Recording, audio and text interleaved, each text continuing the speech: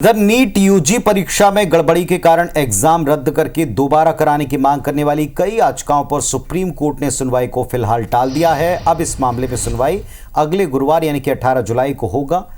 अदालत ने दोबारा परीक्षा कराने की मांग करने वाले याचिकाकर्ताओं को केंद्र और एनटीए को जवाब देने के लिए वक्त दिया है। उनके जवाब के बाद ही इस पर आगे सुनवाई होगी। इस दौरान चीफ जस्टिस की बेंच ने कहा कि कोर्ट के 8 जुलाई के निर्देश के जवाब में केंद्र और एनटीए ने अपने हलफनामे दायर कर दिए हैं। हालांकि बेंच ने यह पाया है कि कुछ याचिकाकर्ताओं को अभी तक केंद्र और एनटीए के हलफनामे नहीं मिले हैं, इसलिए तारीख को आगे बढ़ा दिया गया है। जाहिर है इस मामले में सुप्रीम कोर्ट में सीजेआई की बेंच के सामने नीट मामले की पहली सुनवाई 8 जुलाई को हुई थी। इसके बाद 11 जुलाई को सुनवाई की डेट दी गई थी। कोर्ट ने 10 जुलाई की शाम तक एनटीए, केंद्र सरकार, सीबीआई और रीटेस्ट की मांग कर रही याचिकाकर्ताओं को हलफनामा दायर करने का समय दिया था।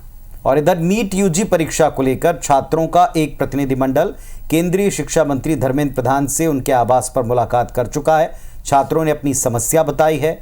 जल्द से जल्द इस पर फैसला हो, क्योंकि हजारों लाखों छात्रों का, उनके परिवारों का भविष्य इस फैसले पर रुका हुआ है, टिका हुआ है।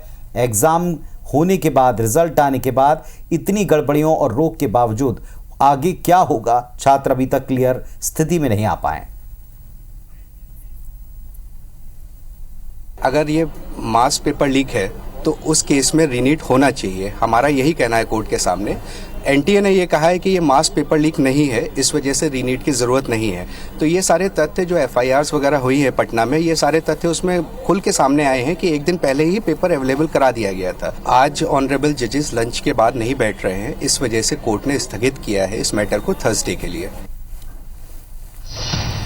अब देखते हैं गुरुवार को इस पर क्या फैसला आता है, गुरुवार को इस पर क्या निर्देश होता है। एक एक दिन छात्रों पर और उनके परिवारों पर काफी भारी पड़ रहा है, भारी बीत रहा है। हर कोई इंतजार कर रहा है कि इस पर देखें क्या निर्देश, क्या गाइडलाइन कोर्ट के द्वारा मिलती है।